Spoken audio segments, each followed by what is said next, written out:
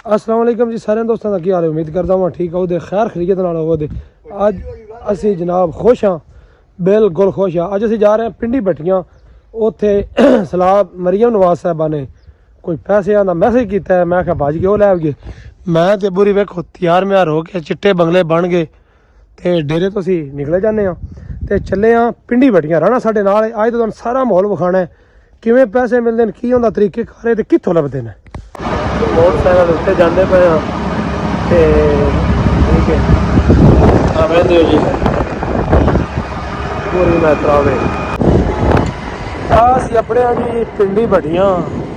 ठीक है पिंडी भट्टियां चौक दे विच हुण असी लगे जाने जिथे वो सलाह मुतासिरीन नूं पैसे देंदे पैन।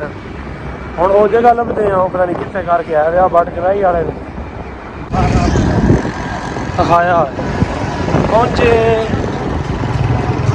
चौक दे विच पिंडी भट्टियां चौक दे विच। आज असी पहुंच गए हाँ जिथे सलाह मुतासिरीन दे पैसे मिलते पैन। सामने कैंप लगा है, मोटरसाइकिल होता है। ढेरी आवाम है माशाल्लाह।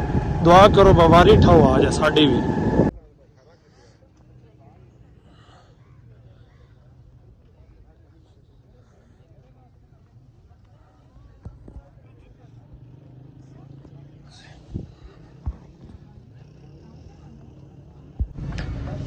जी उन्हें साढ़े को बयानी हल्फी भी ले लिया।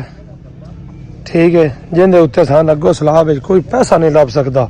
आ बहते पे साढ़े 3-4 स्टाफ न त्रवा चवा ते